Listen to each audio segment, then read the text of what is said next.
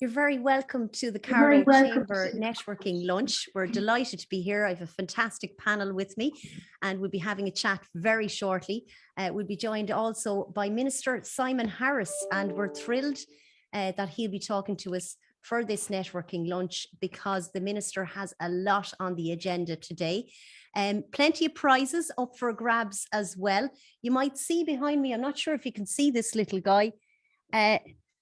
This is Woody's twin, but somebody has the real Woody in their lunch bag, in their gorgeous lunch. Thank you to Lennon's restaurant in Carlow, Ross and his amazing team there, and O'Hara's as well.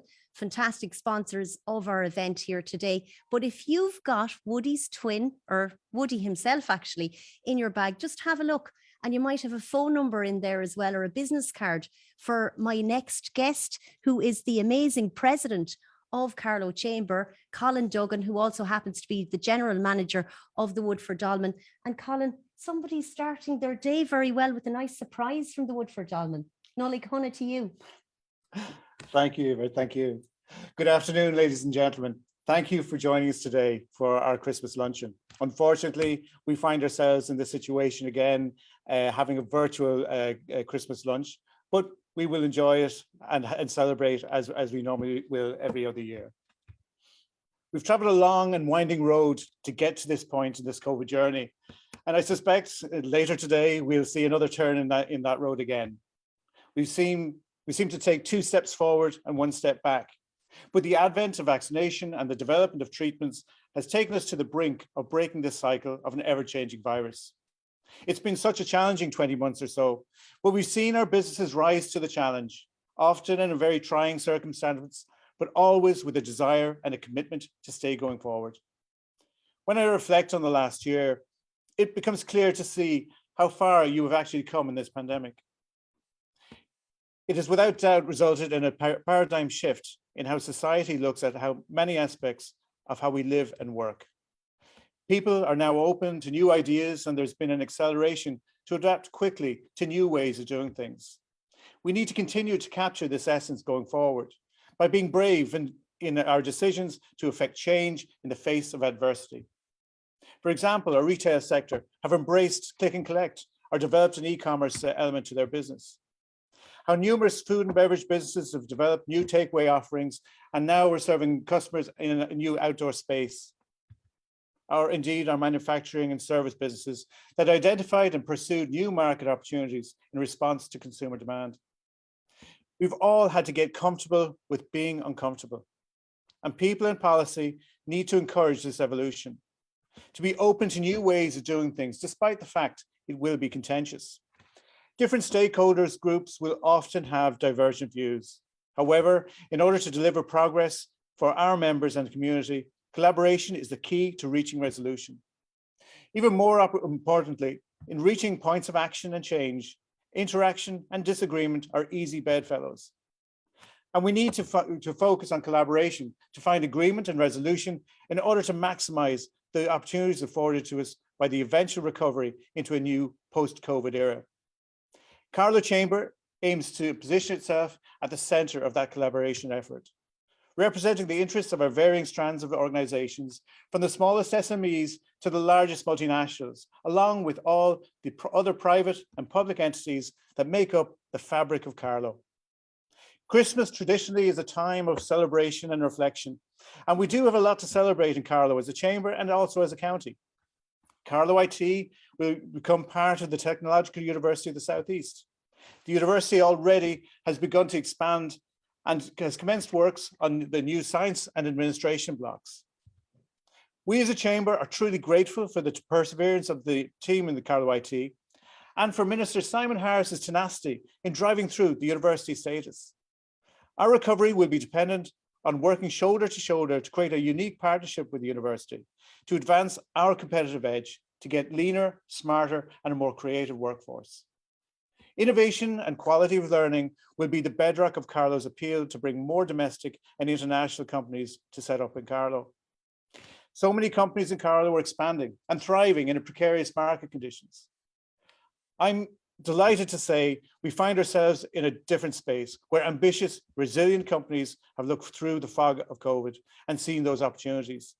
They've chosen to be brave and fearless, to steer their companies to expansion and found new markets. MSD, Unum, the Burnside group of companies, Milltown Engineering, Rathwood, Quinn Group, Arboretum, Keenan Altec, Auto Launch, O'Hara's, and the list goes on and on. They and many more have thrived. We all look forward to in confidence to the future. At the outset of this crisis, we compared COVID-19 to a mini economic ice age. The unfreezing of this economy would need far-reaching, ambitious measures to support business as they reopen and recover. I'm delighted that our government had listened and committed resources to for recovery and bolster businesses who needed help at the time. We're not out of the woods yet, and we'll continue to need to lobby and for appropriate supports in place for longer if needed. We must remember the challenges we faced in January 2020 have not gone away, are not only still present, but even more pressing as the economy recovers. Housing, Brexit, sustainability, the level of vacancy on our main street. And now we have new issues to deal with. Recruitment is growing more and more challenging, and the cost of doing business has increased dramatically of late. The Chamber is committed to being a driver for positive change in the county. Our ambition is to make Carlow a thriving, dynamic county for all our businesses. The announcement of 21 million revitalisation plan for Carlow 2040 is a huge step in the right direction. We need to make Carlow Town Centre accessible, attractive, and conducive to living and working in.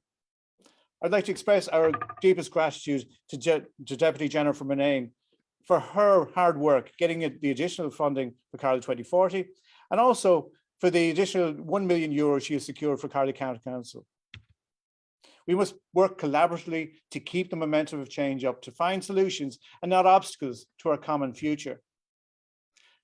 I want to leave you with this quote from Helen Keller, which I think sums up where our mindset should be in the coming years. Alone, we can do so little. Together, we can do so much. We will need to commit the same resolute tenacity that we've shown in the last 2 years to remedy the challenges ahead.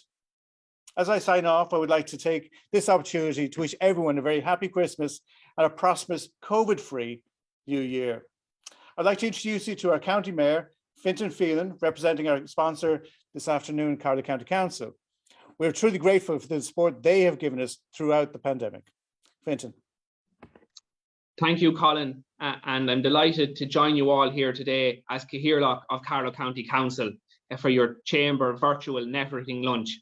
It's a pity we weren't able to do this in person this year, but I think we have found a nice alternative here, and certainly the lunch from Lennon's is very enjoyable, and thanks to all in Lennon's, and it's great to be able to showcase a good local business here in the community in Carlow.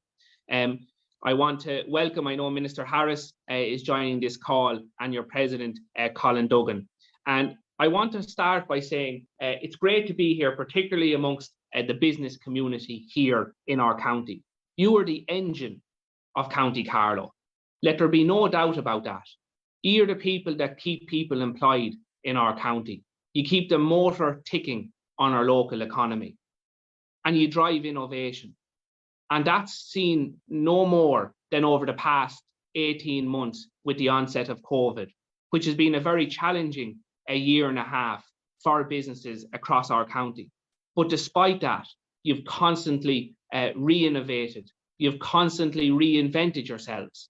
And Colin, your president, has outlined some of the measures that many of you have been taking to try and keep your businesses going and to try and keep your customers happy. And I think you all should be extremely proud. And I know the people of Carlow are extremely grateful for what the business community do for County Carlow.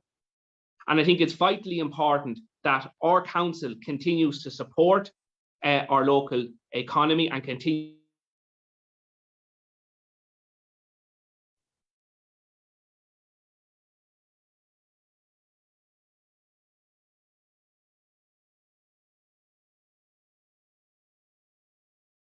frozen there. So we've had our first Zoom glitch. But that's all right. It To wouldn't support our local it business is community in the county. It's Keogh of great to see some of the collaborative projects with the office and Kieran Comerford as areas around shop local campaigns, not just in Carlow town, but in Banglastown, in Borris, in Tullow, in Hackestown, in Ballin. We've collaborated with KCLR to spotlight some of these locations. We've also launched COVID and Brexit supports in conjunction with your Chamber of Commerce. We've held data management training and optimization plus training. And we look forward over the coming year to working collectively with the Chamber. I note that early in the new year, there'll be a trade mission going to Liverpool between the Council and the Chamber. And that's important to try and diversify our markets here locally. But despite the challenges that we have at the moment, the future is bright for our county. We have the university coming in May. We have fantastic, excellent institutions here in Carlow IT and also in Carlow College. And we will have a technological university in May. And let the significance of that not be underestimated. Carlow will be a university county. And I think that is going to be a game changer for us all here. The council has been committed to tackling vacancy in our town centre. And we're now conducting a vacancy study of units within our town centre to see how we can actively try and encourage those back into use. And you would have seen that throughout Carlow town, with many properties being turned back in to housing. The URDF funding that your president has mentioned will deliver over €21 million in funding to key intervention areas in our town to ensure our town is a vibrant town where people want to shop, live and play over the coming years.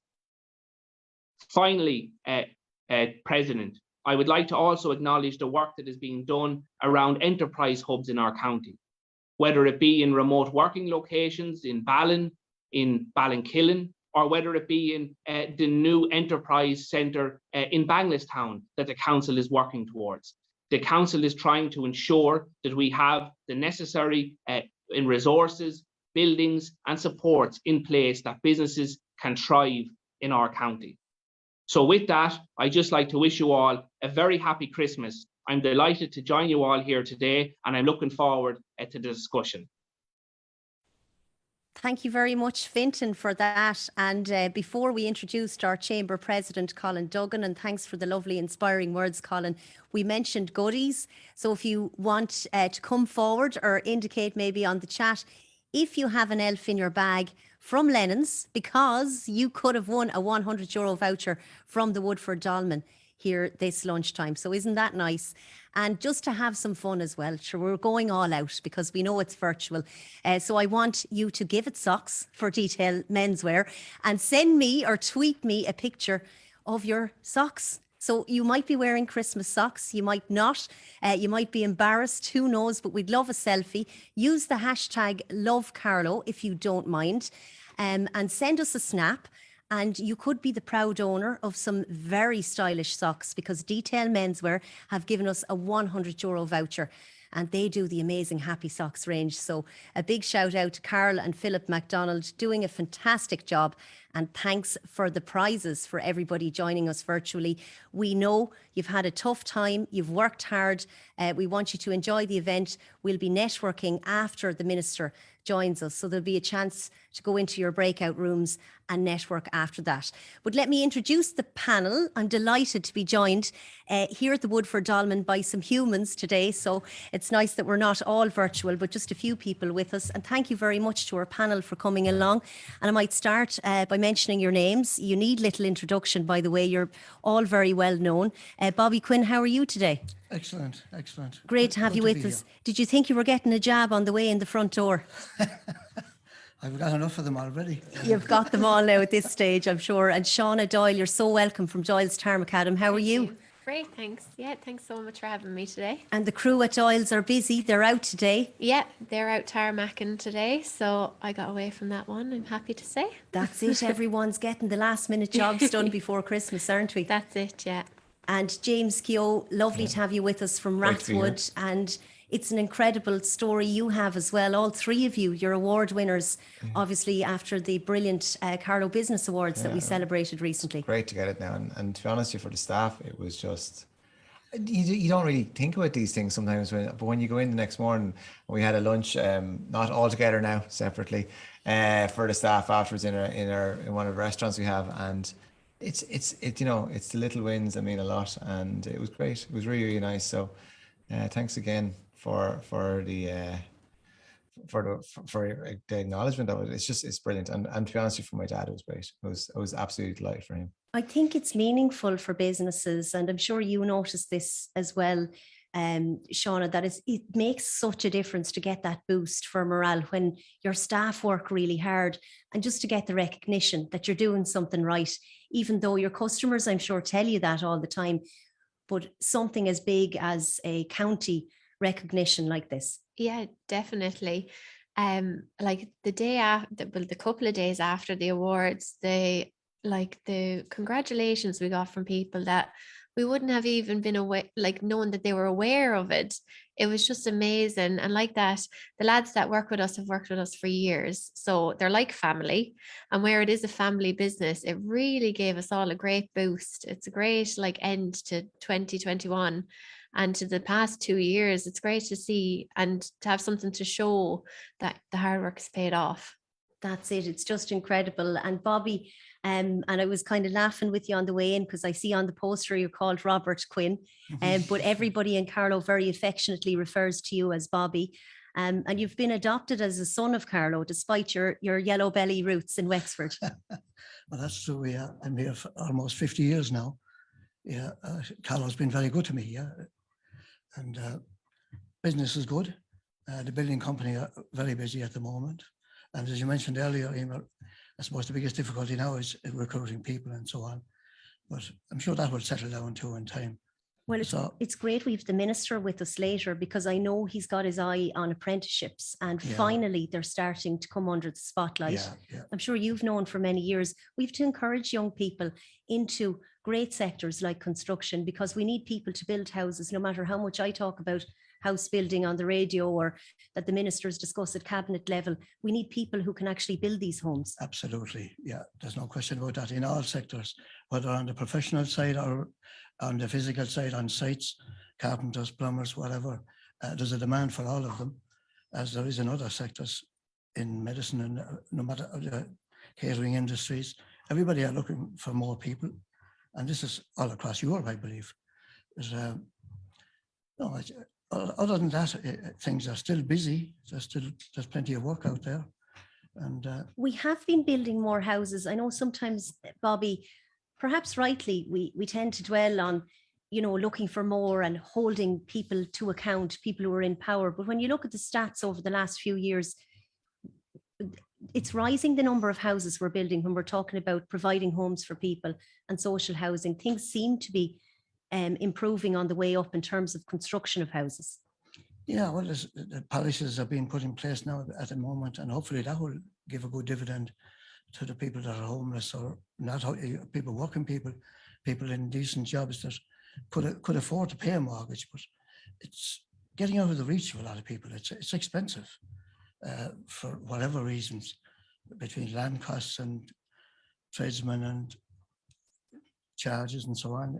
It's not cheap. Everyone's talking about the cost of materials at the moment. Anything you've noticed that you might share with us on the cost of timber, the cost of, for those people maybe even who are trying to get a builder to price a job for them?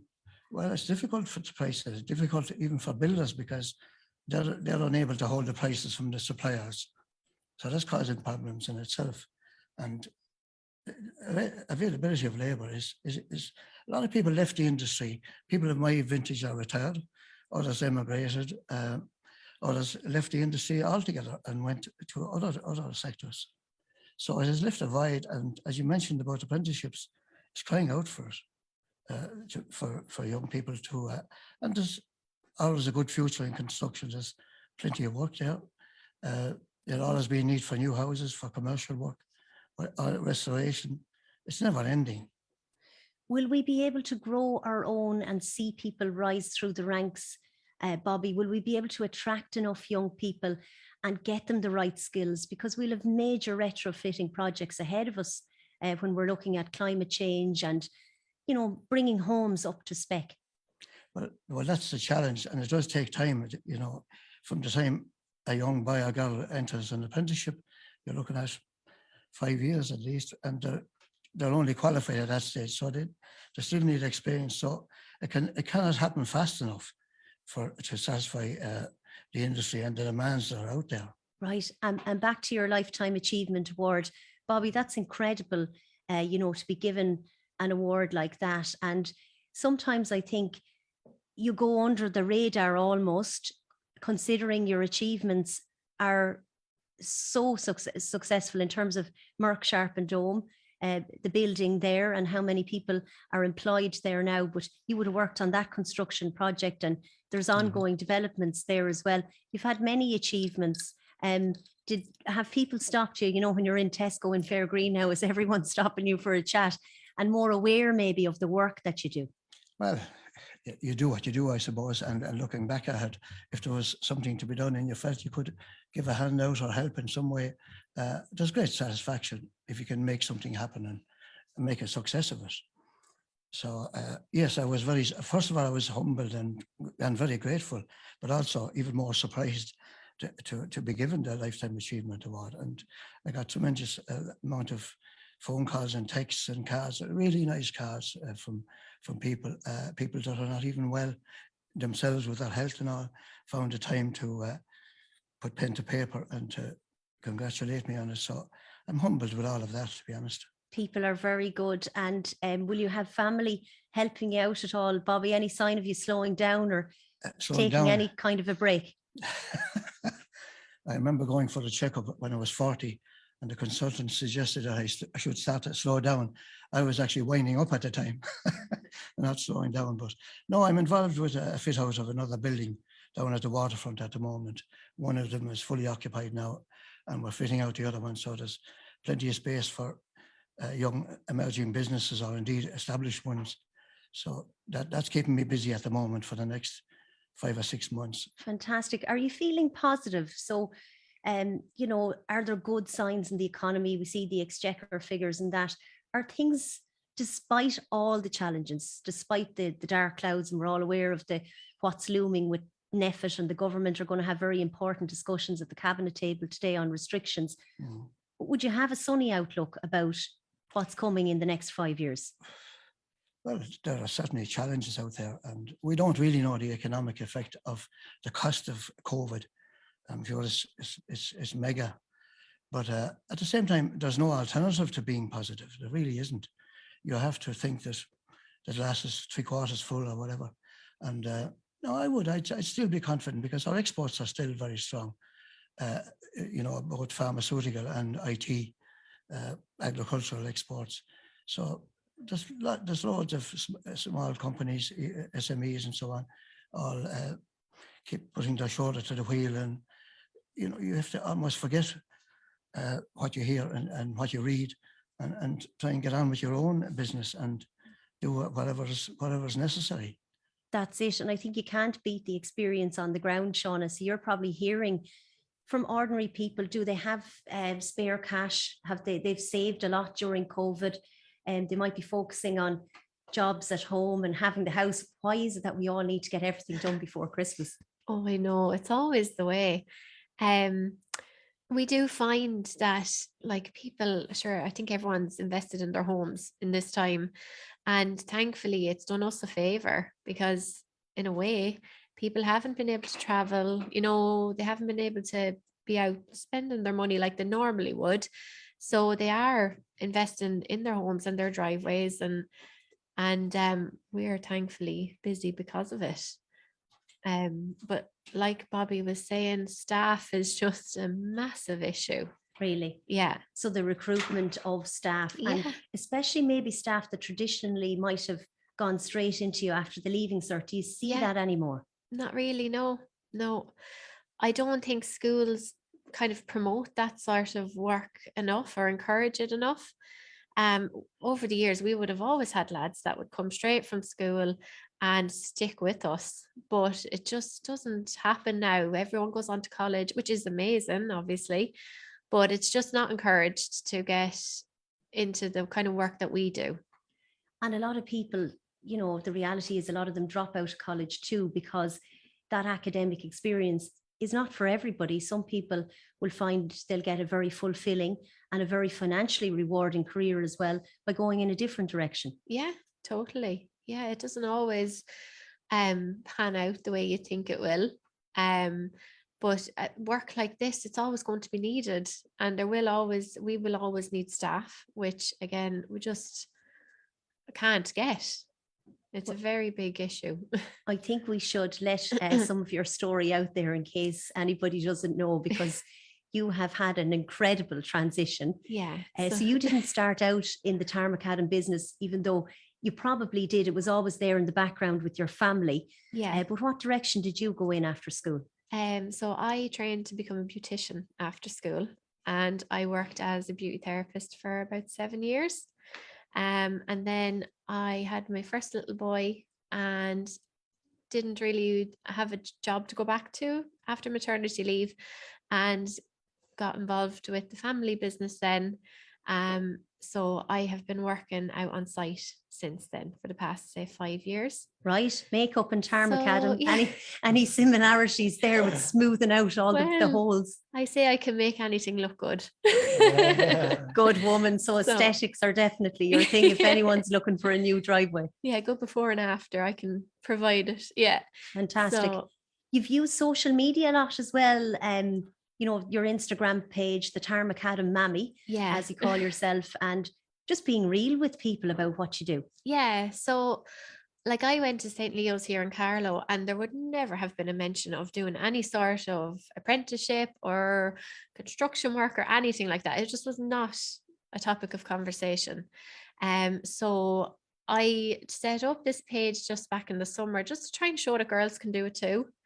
And I try and show as well, like explain what goes into stuff, because when I started, although I would have had a little bit of knowledge just from growing up in the family business, I didn't really have a clue, do you know? So I just try and show, like on certain days, what we're doing or what certain things mean or what has to be done for a drive. I just, like, if there's men or women at home that like that just don't really know what goes into it, they might learn a bit as well. I think we find it fascinating. I know I do. Oh, It's good. behind the scenes when you don't know about something, just how stuff works basically, and just to show us how that's done, what goes into it. Yeah, that's it. So I just, yeah, like that, just try and show what actually is done to make your driveway look good and stay looking good, do you know? You've an incredible team, a lot of loyalty from your staff over the years as well. It seems to be an extension of your family. Yeah. So one of the lads in particular is working, I think it's over 25 years with with us. So they've been there for years. Yeah, we're very grateful for them, and they're like part of the family. So like even when I started working, I'm sure they looked at me and were like, what is she doing? Do you know, what is she doing here? But they've thankfully really embraced me getting involved, and it's like a big family. Yeah. And you're bringing a lot of business in as well by showcasing what you do. People contact you on, I'm sure, on the Instagram page to say, Yeah. Shauna, any chance of quoting me on a new driveway? Yeah, it does. I think it just highlights again, because before we didn't really have much online presence, so it all helps. And we have our Doyles Tarmacadam Instagram and Facebook as well. And again, I think that's the way people work these days. Like if they want something done, they have a look on social media and websites. You know, a lot of our work is word of mouth, but then we do get a lot through the social media side of it now as well. I think it's quite visual as well. So people want to see the kind of work you've done, and that will lead them to you as well. So it's amazing. I was delighted you were in the Lord Bagnall for the awards as well, because your table seemed to make plenty of noise. Oh yeah, there was that only made my job easier. There was only 3 of us from You were our delighted. side there. Oh sure, we were in great form. Yeah, we're Brilliant. absolutely delighted. So you won Outstanding Small Business of the Year. How many in all are employed by your family business? There's 7. So it's very small. Yeah. Small but mighty. You've been consistently there. Yeah, definitely. We have a system that works for us, and yeah, we're doing great, thank God. Super. I'm not sure if we've any sock selfies coming in yet on the Twitter machine, Brian. He says there's only 2 there. Come on, guys. We want you to give it socks, and girls as well. You could win yourselves with Detail Menswear a €100 voucher, thanks to the elves there. So just use the hashtag #LoveCarlow, and the chamber will retweet them for you as well. Delighted to have our panel with us, and James Keogh is from Rathwood. And James, you're similar to Shauna in that family business. Yeah, you absolutely. started very small, but my God, it's an incredible experience now when you walk through the doors of the garden centre. There is so much to see and to do these days. Yeah, we're so lucky that you know, like Shauna, a brilliant story. I hadn't heard that part of the story, and it was just brilliant. So that's congratulations. And yeah, we're very fortunate. I came into the business probably about 12 years ago now, and I'm an accountant by trade. So I had always thought I'd want to be, you know, behind the desk and working, and I was working in Ulster Bank at the time. And I just gave it up and came home to work in family business, and it was the best decision I ever made, to be honest. It was brilliant, because when you bring new eyes into a business, it's great, and you can just look at the way things were done and then reshape it and do a little bit better. So, you know, or it mightn't even be better sometimes. We've made lots of mistakes as well, so I'll pull back on that one. But yeah, we'll move it forward, and like Colin said, like, it's the challenges that we enjoy, and I think that's what I get a great kick out of. You know, I get a great kick of looking at these challenges and saying, look, how can we get around it? How can we move it forward a little bit? We've had a lot of challenges thrown at us last 2 years, so Yeah. I think we're all running full steam on that one. So, well, James, that's a super skill to have at the moment, to be agile, but yeah, to kind of predict. You probably have to have your crystal ball out and to think, how will we make our Santa experience work this year? Yeah. Which you did, to your credit, because it's very tricky. It's been from that side of the business. I really empathize with the people that are in that sector as well with us.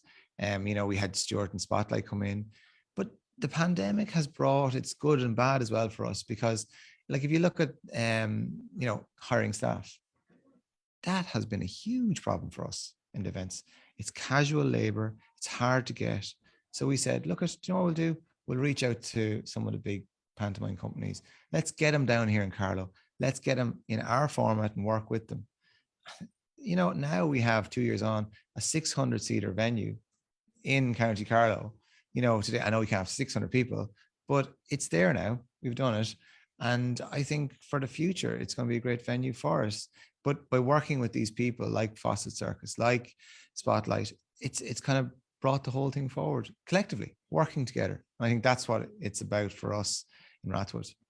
It's incredible. And as you grow, you're helping others grow as well, because I know Des Willoughby was out there under the big top, and Des Willoughby Productions. You're supporting great local acts as well. And, like, it's been a tough industry. It has. It's really been tough for them. So look, we're so lucky to be involved in that. And, you know, obviously we're so lucky to be involved in the other part of our business, which is, you know, order fulfillment online. And COVID has been like your business, it's been kind of positive in that regard. So we're very fortunate, thank God. Fantastic. And is the Santa experience, that's something that you started, the Santa train in Rathwood. It was very different. I'm trying to remember, when did you start that, or who came up with that idea? I have to give my father the credit on that one now, because he had the idea of having a train. I don't know why he wanted a train on site, but anyway, he did. Good man, Pat. And so he was leaving my brother back to school one day, and it was in a long lane of trees, and he said, got to be a right idea to put a Santa in there. So it kind of just went from there, and, you know, I've kind of built on it from, you know, 4 to 6, 8, 10,000 people. And like, you know, pre-COVID we were up to about 50,000 kids to go see Santa. So it's it's a challenge, but it's a good challenge. Yeah. I'm always I wouldn't say shocked or surprised, but impressed, I think is a better word, by how many you managed to attract from all corners of Ireland. So you're a destination now. So it's the accents I notice if I'm ever there. A lot of people from Dublin, people even from the north, people coming from all over because they book in. It's somewhere to bring the family, bring the children. Yeah, and look, it is, and it's been great to have a good infrastructure of hotels in this county as well. Like, you know, that's can't be underestimated. People are spending the weekend away with them, and they're making it. They're going to the Woodford here. They're going to Mount Wolsey. They're going to Seven Oaks. So there's a great infrastructure here of hotels as well. So, you know, it's Carlow's an attractive county to come to. So it's great in that way. You mentioned shortage of staff, and Yeah. fair play that you came up with the Panto idea and working with Spotlight and all of that Yeah. as well. But there must be huge challenges if we'd say maybe traditionally in the past when you had a really busy time, Yeah. would you have been able to find staff easily, for instance, casual workers? Yeah, like no doubt, like for our sector, the retail sector has been really, really challenging. So when the first lockdown came, you know, we had a huge amount of local staff, like all these businesses here, you know them personally, and you know their family circumstances. So we were really lucky that, you know, obviously we closed the business for quite a while, and that was a real challenge. But the online side of our business just exploded, and we suddenly had beauticians, like we have beauticians as well, answering the phone, selling garden furniture to customers in London or, you know, or Wales or wherever it's going. And like we all had to be very nimble and retrain. So we actually ended up not letting off any staff and bringing them over to our other business. And it was lovely to see. And people just hit the challenges straight on and moved like you're saying. Incredible. So we're incredibly resilient, which is great. And it might, I'm not sure if it was different, your experience, Bobby and Shauna. I might go to Bobby first, just in relation to staff. You know, mostly you remained open. I know there was a period where Ireland, I think, was one of the only countries in the world where construction was shut down for a period. But behind the scenes, I know, I mean, you were employing huge numbers. Did you lose any of the workers in the sector during the pandemic? Not really, I suppose. We were fortunate in that we were doing a lot of pharmaceutical work, and that was seen as essential. So we were kept busy. Well, some people can work from home, or surveyors and so on. They can work anywhere really, but the physical aspect of it, as you know, has to be where it is. So we were luckier than others, maybe in different types of housing was stopped and other commercial contracts were stopped as well. So Right. it didn't affect us too much, no. And the same in your industry, what was it like as regards Doyle's Tarmacadam? Did you manage to hang on to all the staff? We actually weren't classed as essential because although we do some work for the council, we don't do enough to be classed as essential workers. So we did close for quite a few weeks last year and this year. Unfortunately, we lost one member of staff this year. He got a job somewhere else, which is understandable. But other than that, we've been lucky and the lads stuck around for us. So Good. it came back to us, yeah. You kept everything going. Yeah. Well, fair play. And what about the various industries? Will you be getting any downtime in Rathwood? Will you be glad to see the back of Santa Claus when he heads back to the North He's Pole? a great man when he's here, but we're glad to see him leave on Christmas Eve as well. So He's a tough taskmaster, I'd he's say. a tough taskmaster. And you're feeding, of course, the reindeer out there as well. Yeah. So they'll get their winter quarters then later on in the month, so they'll move on. So no, it's we're delighted when we get to that stage. You know, you feel like you're on the final furlong, so it's great. That's fantastic. And Bobby, I'm sure lots of your family are very proud of your achievements as well. Well, they were delighted. They must be delighted. Yeah, they were. And so looking forward to Christmas. Absolutely. Yeah, I love Christmas. I love the free time off where most people are off, and I certainly enjoy that. Yeah.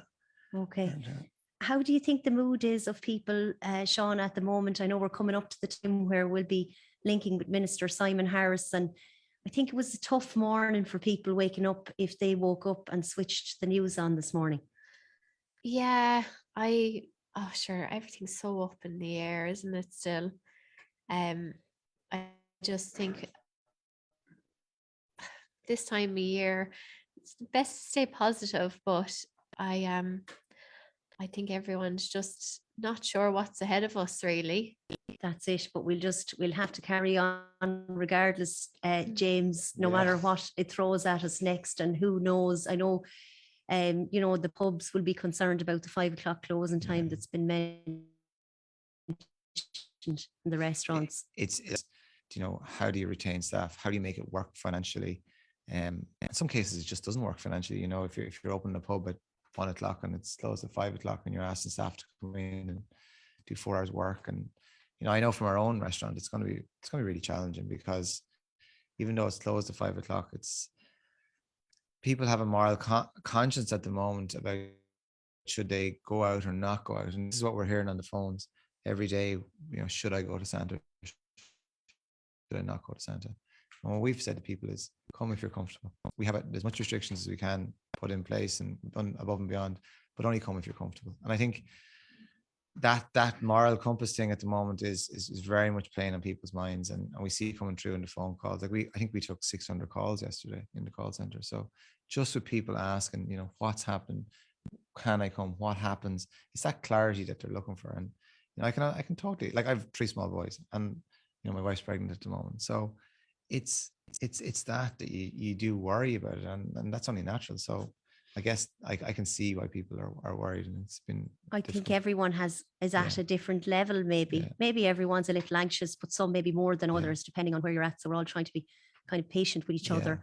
But we've enough of the bad news, so we might get back to the great things about Carlow. I know you're very proud of County Carlow, and that we're at the County Carlow Chamber networking lunch.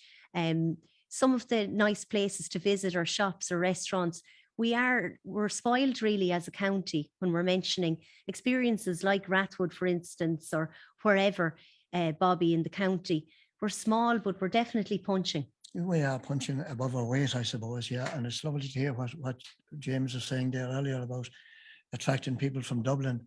Like, we're forever going to Dublin, so it would be nice to reverse the role and have them coming to Carlow, and the indirect spin-off as well, if they stay in the hotel here or wherever, or any hotel locally.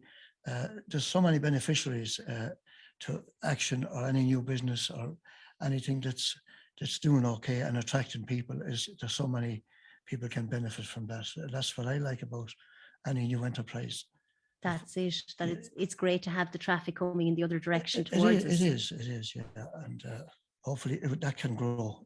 And as though it's like a destination that James spoke about, that's important from what I was saying earlier. Businesses are good to support business as well. And I know you've touched on that, James. And by the way, shout out, my eyesight's pretty bad, as you've probably gathered, but the Pembroke Dental, I think, are watching us. Brian O'Farrell, if you've any more, send them across to me and we'll give businesses shout outs. But businesses are great to support each other, James. And they can kind of detect when there's something going on, I think. Yeah. And if they can support another business, they do. It's the only way forward. I think, like, it's a very, very competitive market. We're in retail, you've Amazon, you've everyone. You were talking earlier about artificial Christmas trees. You can get it on Amazon, but by working together with other stores and or other businesses, for me, that's the most important thing. Like, and we work with a lot of other independent garden centers in the country at the moment. Absolutely love it. It's actually, if you look at the part of my job that I love, it's them conversations driving home in the car. How was your day? Had it go well? What was the story? Did you sell many? Did you get done? And when I talk to Charlie in Cork, and we're really passionate about our business, and when you work with other business owners, it's only win-win. It's some difference, I'd say, from the spreadsheets in Ulster Bank and keeping a check on all the figures and the numbers. Yeah, look, it is. Dynamic. But I think I'm a firm believer, if the relationship is win-win on both sides, when you work with people, it's only good. Like, so. I like that, but everyone is different, Yeah, I think you've probably seen that as well, Bobby. Businesses kicking into action to help each other when somebody hits a bump in the road. Your colleagues out there can sense it, I think, and are very good to rally around. Yeah, I would agree with that. Yeah, you build up a network, I suppose, over the years, and when there's so many good people out there, there really are. They'll put a shoulder to the wheel when it's needed, and if you have work, they need the work, and we need the people to do it. So it works both ways. Do you have any advice, Shauna, for people who are watching us, in terms of just from what you've learned, by changing roles, going into the family business? I'm not sure if you'd say stay away if you're thinking of joining the family business, or if you'd say go for it if somebody has something in mind that they'd like to achieve, looking into next year and 2022, and trying to be as positive as we can. Yeah, I think give it a try. When I started off, we were very much in agreement that we'd give it 6 months, and if it didn't work, it didn't work. Do you know, you can always go back to what you're doing before, but if you don't push yourself and try something new, you just stand still. You'll never grow, you'll never improve yourself. So if there's something in your mind that you'd like to try, something different, I think give it a try. What have you got to lose? Yeah, and I think you mentioned that earlier, James. You were very honest when you said something about maybe we've done some of it wrong, or but isn't that how a business like yours grows, that you figure out how not to do it first, and then eventually that may lead you to a winning formula. Yeah, no, definitely. And like, you know, the pandemic has thrown up them hard decisions where you make the right or wrong ones in front of you. And I think for us, it's about not chastising person for making the wrong decision either, and letting them fail a few times and let them, but being able to express their idea. And for us as a team, you know, that communication and that honest communication is key for us. So yeah, no, I think we allow everyone to kind of have a few mistakes, and as I said to you, we definitely lead the charge in mistakes as well. So yeah.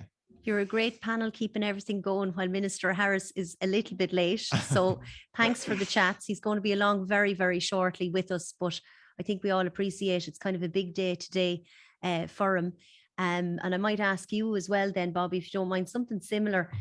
You know, the mistakes are important, aren't they? And we need to be able to, you know, admit them as well and learn from them and move on. Absolutely, yeah. I would have learned that very early when I went on my own. To lose money, not a nice feeling. And it's at that stage you need a resolve to be able to get back up on the horse again and keep going. But I would say what I have found over my life is ideas and opportunity will come in front of you. And it's very important to be receptive. I really think that's a word that people often get possibly afraid of something. Some idea comes or something is there for the taking maybe, and they often maybe dismiss it or whatever, but you can always say no tomorrow or next week when you have evaluated something. But I do think if you're receptive to opportunity, it can lead to great things.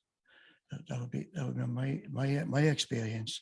So and people can be fearful maybe, or pragmatic, or there's always fear. There is, but I know when I started out, my confidence was probably there when the ambition was there. And over the years, they level up somewhat. So it's important to believe in yourself, your own capabilities, and because there are so many more things that succeed than fail. That would be my experience. Most things work. If they didn't, we're all in trouble. And if they don't, you have to be ready to kind of do a U-turn or leave something maybe, despite the fact you might have to cut your losses and find the next thing. You do have to take it on the chin. Yeah, you do. You can't walk away really, because there's challenges every day you get up, and you have to be able to deal with them and see them as just as that. There are problems to be dealt with. But if you see it in that light, it's natural. If you're going to own a business, it's not going to be all plain sailing. So it depends on how you see the problems and the difficulties. If you feel you can cope with them, I think it's a problem halved. Absolutely. I think a lot of people would take something from that, you know, the fact that you're telling us and you've lived experience, you've been through these scenarios, and you think, be more receptive, be open. Sometimes people come along with an idea as well, and I'm sure you want to hide behind the couch there sooner than listen to it.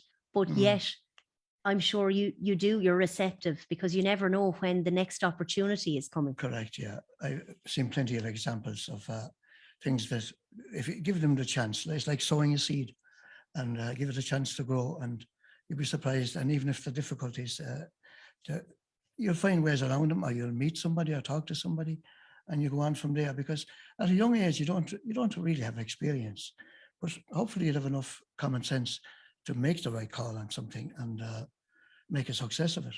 Would you like to see the minister doing something in relation to the apprenticeship? Something, I know we've had announcements and that, but something very dramatic, or something that really puts a focus on where we need to be in the next 10 years to ensure we have a good workforce and an available workforce? Well, I worked in Germany some years ago, and their system is quite different. There's a lot of emphasis put on apprentices in all trades, and the same in Austria.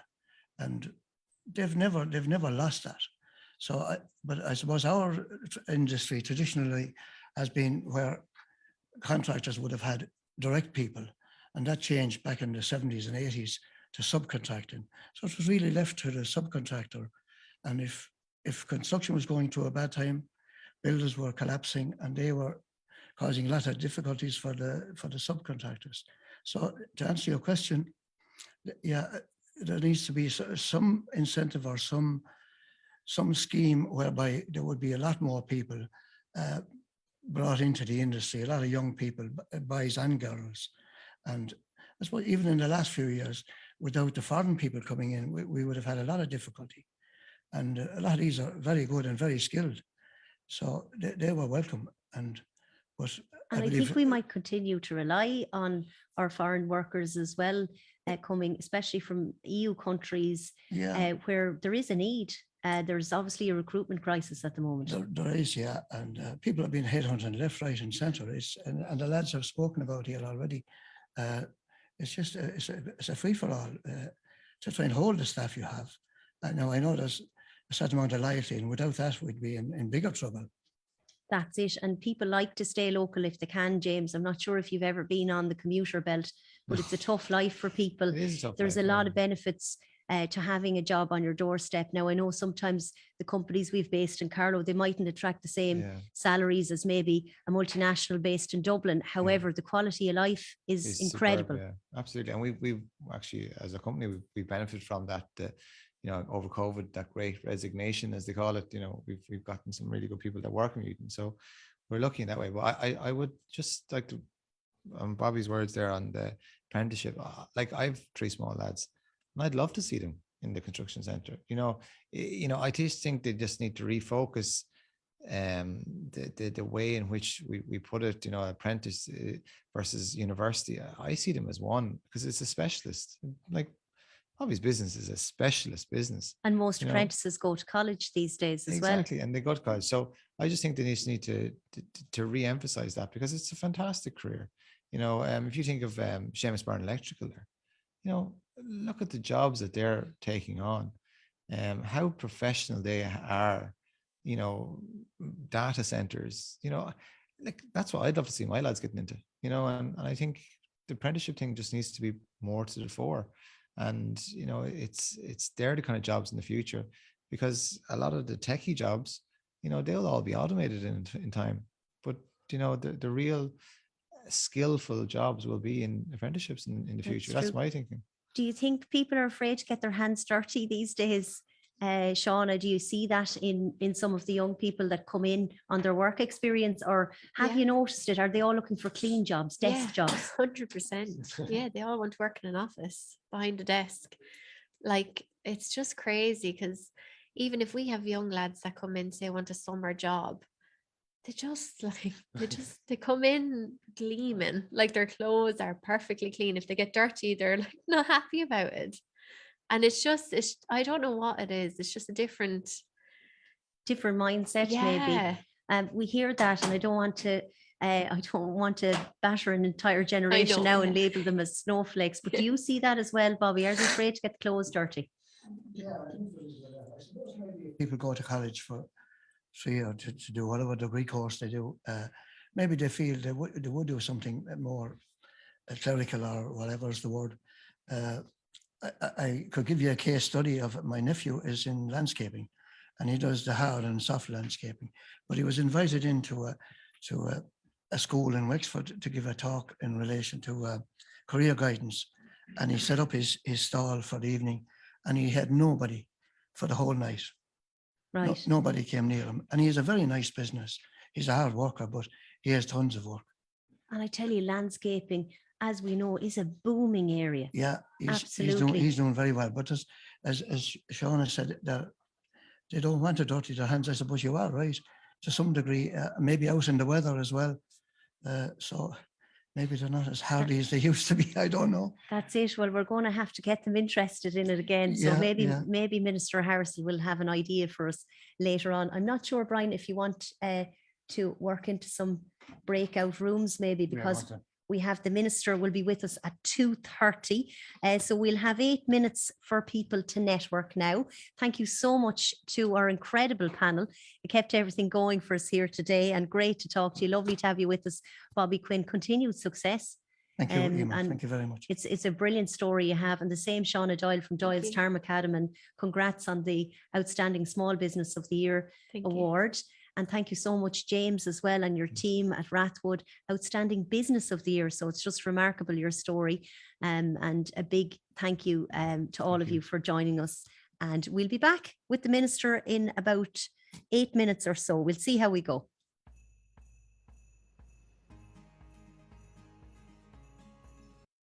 And we're back. Are we back? Colin Duggan is with me now, president of the chamber, and everyone's been networking virtually. This is a little strange, isn't it, Colin? We don't know what's going on there. It is, but we had our own little networking event ourselves. You know, we talked about IPA for a while, and we should have had a little bit of tasting though. That's it. Well, I tell you, I bet he's a fan of O'Hara's, but I think Minister Simon Harris might be with us now. So we'll try and connect with him, and maybe we might have a little chat later on, Colin. Good afternoon to you, Minister Harris. How are you today? Afternoon, Eimear. Good to see you virtually. How are you? Good to see you too. And we're talking about, we've had a panel and a great discussion here with all the businesses in Carlow.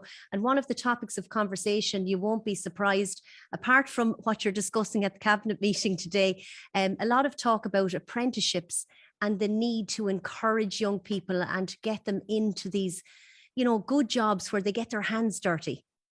Yeah, well, can I firstly just apologise, because I planned on being with you earlier, Eimear, and I got delayed.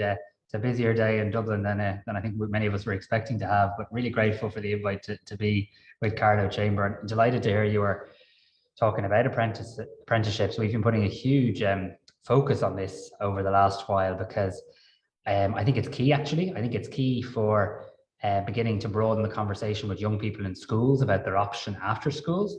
But I also think it's key for the needs of our economy. We talk a lot about building houses in the Doyle. Not one person in the Doyle is going to build one house. We talk a lot about retrofitting homes to help the climate, and I can barely change a light bulb, let alone retrofit a home. So we need to actually make sure we have the skills base in our country, and particularly in our regions, if we're to meet those targets. So we're putting a number of things in place to make sure that we have 10,000 new registered apprentices each year by 2025. The good news is this year we're after seeing a huge increase. We haven't got the final year figures, but we're well above 7,000 new apprentices have registered over the last 12 months. That's back higher than 2019, the last kind of normal year, if you like, before COVID. At the weekend, I'll be announcing a preview for the Carlow Chamber, but at the weekend, I'll be announcing a new employer grant, where from next year, we will, for the very first time in the history of the state, every single person who's taken on a new apprentice will get some form of financial assistance. I would have met people before who'd say, look, I want to take on an apprentice, but particularly small businesses, that they needed support for that to happen. We'll also be setting a target for the public sector, because the public sector can't just lecture business. We'll be setting a target for the public sector to take on 750 new apprentices every year, and every local authority, including Carlow, will be asked, well, what can we do? How many apprenticeship opportunities can we provide? And we'll divide out that quota of 750 in a government decision next July. And then the thing I'm most excited about is we're changing the CAO website. So 6th-year students, for the very first time, when they log on to cao.ie/options, they're seeing their traditional university options, but they're also now seeing apprenticeship options, further education and training options. And there's a new dedicated guidance counselling helpline for any school leaver or their mom or their dad or their teacher to get information on apprenticeships. So this is going to be a big part of our agenda, Eimear, over the next number of months. Okay, we haven't talked yet here today about the university status, but it's a huge story. And I know you've joined me on KCLR talking about it recently. It's been so positive for Carlow, and I know there's more plans coming. We've another 3rd level institution in Carlow and Carlow College as well.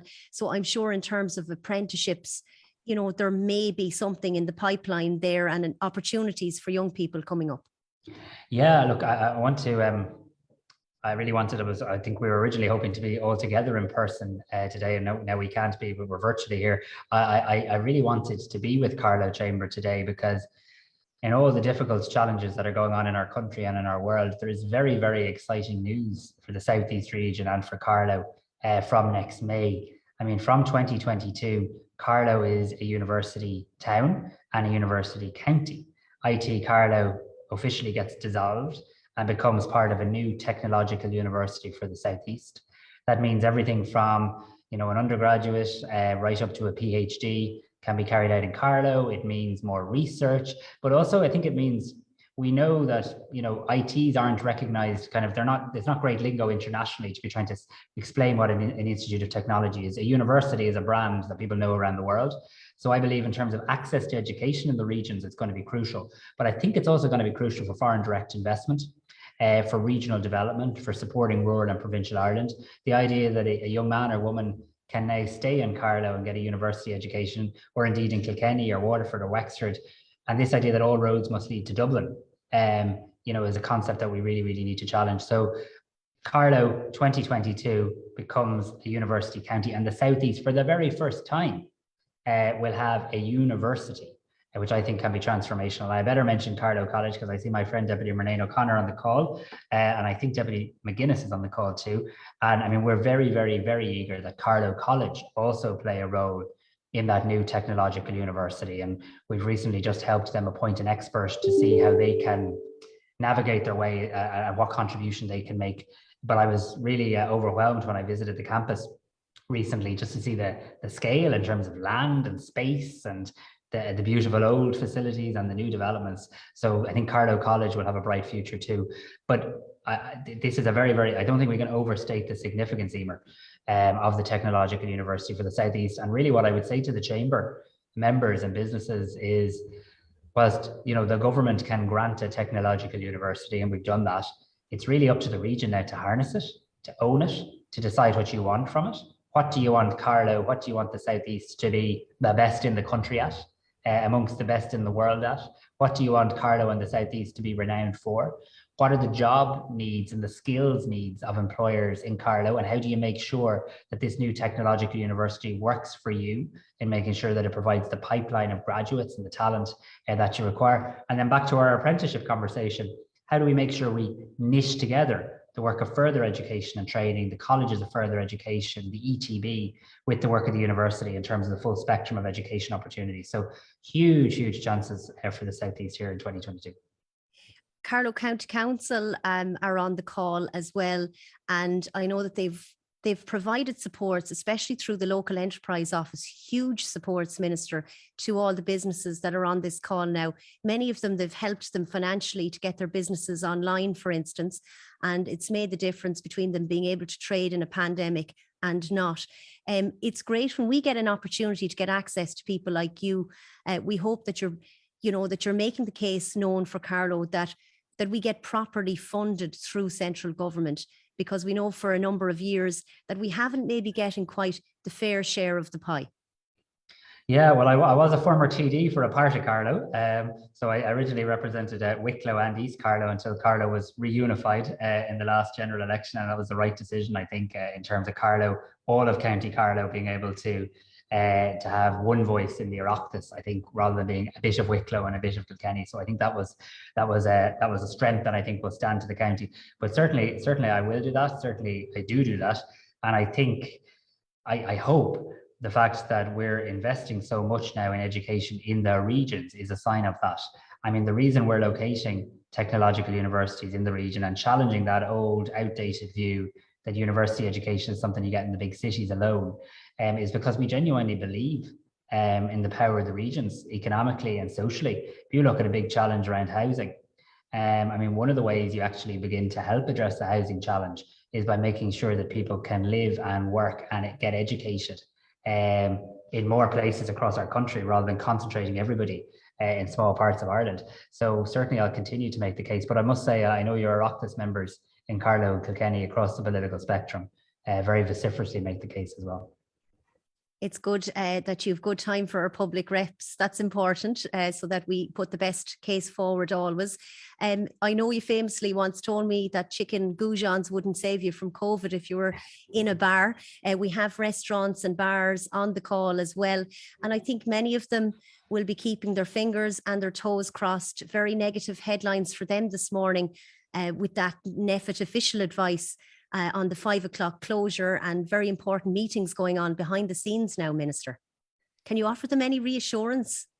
Well, I mean, I'm very conscious of speaking at a Chamber of Commerce event the week before Christmas, when business owners are waking up to newspaper headlines or tweets or whatever else, trying to tell them what this is going to mean for their business in the next few days.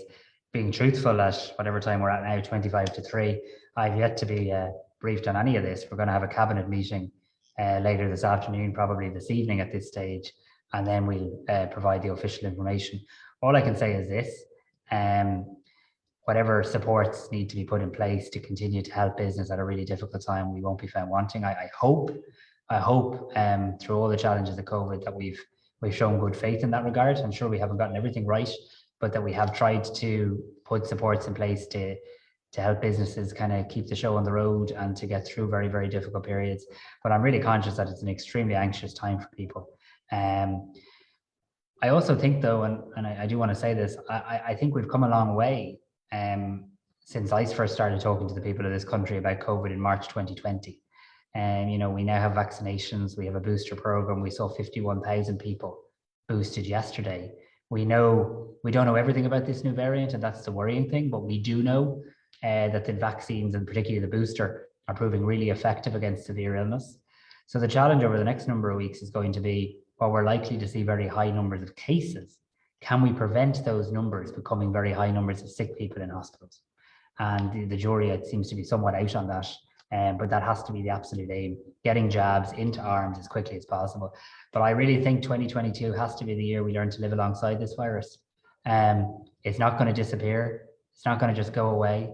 There is a new variant now. There will be more new variants, and people have to live, and people have to be able to work, and people can't suspend life forever. So I'm conscious Christmas is a particularly pressured time in terms of socializing and mixing. It's happening at a time with a new variant that is ripping through Europe and our own country with some worrying figures ahead. But at the same time, I do think once we get through the Christmas period, I do think we have to have a very honest, robust conversation about how we live alongside COVID. Because I can't honestly come on this call today and say this is going to just disappear in a couple of months' time, because that's not how we now know that's not the reality. So how do we live through 2022? How do we get businesses open? I think we have to be much more challenging of ourselves in relation to that, being very honest. And for businesses on the call, I suppose they're hoping to survive, not just survive, but to thrive, and doing that while in a pandemic. And as you say, living alongside COVID, that's the real challenge for them now, particularly if subsidies are withdrawn, or eventually, obviously, we know that we can't continue like that indefinitely, that we're going to have to also stand on our own feet. Yeah, look, if we were having this conversation a month ago or 6 weeks ago, or indeed when I was last in KCLR, I think we'd be having a different conversation, because I think we would have been saying, I certainly would have been saying, we've nearly cracked it. You know, COVID is still here. There's still lots of people in hospital, and we think of every single person. They're not numbers, they're real people. There is a real challenge to people's health, but we've managed to reopen effectively our whole country and live alongside it. And we were going so well. We really were going so well. Now this variant has knocked us all for six, I think. We have, as a result of that, had to introduce or reintroduce supports, the pandemic unemployment payment being one, the EWSS, the EWIS, the CRISP schemes that business employers will have become all too familiar with. You're right that, you know, there will be a moment in time where we have to move beyond subsidy. That is true. But, you know, we'll have to do it in a clever, informed way that tries to, you know, we as a people have invested so much in trying to keep businesses sustainable, keep jobs sustainable, make sure people can return to work. We can't throw that away either. So it'll have to be done in a clever, informed, careful way when we get to that point. Okay, I know you are well used to all the serious discussions, but like many of the businesses on the call, you're also a parent, and you've probably had it with this guy, I'd say, around this time of year. I've managed to avoid the elf on the shelf, but I think there's You're a bit young yet. I think it might be the last year I get away with it. My daughter is 3 in January, and our little baby Killian is 3 months next week. So we have an almost 3-year-old and a 3-month-old. So Saoirse has an awareness of Christmas this year. She knows you get presents and Santa comes, and she knows all the good stuff. But she has not yet found that elf on the shelf, and I wasn't going to introduce her. I was going to try and enjoy getting away with it for another year. As Well, I believe a lot of parents are stressed. They go to bed and they wake up in the middle of the night and go, God, I forgot to move the elf on the shelf. And so maybe that's all ahead of us. Minister, you're badly briefed there. He doesn't need any help. The elf moves on his own. Oh, my apologies. Nobody interferes with that process. Sorry. I got it. Absolutely. Absolutely. I understand that. Well, listen, we'd like to wish you a very happy Christmas. The businesses really appreciate your time on such a difficult day, a challenging day in government. And we believe there'll be an announcement later, so we'll wait and find out what the official advice is. But Nollaig Hannah, and thank you for joining us at the event today. Thank you so much, and a happy Christmas to everybody. And I look forward to seeing you all in person soon. Gur Magat, not a candidate. Gur Míle Magat, Slán go fóill. And fantastic, Colin Duggan, to have Minister Harris with us. He's a busy man today, I know, and we were wondering, would he be able to join us on the call? Yeah, we're delighted that he could make it today, and we really appreciate the words of wisdom that he had. The university does make so much difference to Carlow for our future, and it's up to us now to make the most of it. As a community, as Carlovians, we now have to embrace the university status and make that something that we can say we're different from the rest of the country. We've got a very good university set up in Carlow. I found that very interesting, and that'll be fascinating, and I'm sure IT Carlow have cracked what is it that Carlow will be best known for. They have some incredible departments there in terms of, we've mentioned craft beer, but sport, lots of other areas. So there are many areas, I think, and we'll surely be honing in on one in the future. Yeah, definitely. And also the apprenticeship model as well. I think the ETB, the IT, Carlow College, I think all have the place to play in developing good apprenticeship programs, whether it's in engineering or in hospitality. Okay, well, we've had a lovely time here, Colin. I'm not sure if we're coming towards the end of our networking lunch, or our elf in the background is nodding with his Santa bauble on his hat, and that's Brian O'Farrell. I'd like to mention him, Colin, and pay tribute to Brian and yourself and the team. You've been great to keep the fun side out as well, and the best side out, despite all the challenges that are being talked about. Well, thanks a lot. And it's great that so many people could come on the call today to actually celebrate Christmas. I know it's not the Christmas we'd like to celebrate, but at least we know we can look forward to a very positive 2022. That's it. And you're not willing to share your socks with us. I know you said they're too dull, Eimear, they're too dark. He doesn't have the Christmas elf socks, but somebody does, and somebody's going to get that €100 detail voucher. True. And that winner, I'm sure, has spent a lot of time choosing those socks this morning. That's it. Well, from all of us here, thank you so much. Gur Míle Magat. Have a very happy Christmas and a peaceful new year. And hopefully, folks, will be back stronger than ever in 2022 and eventually be able to have a networking event in person again. Slán go fóill.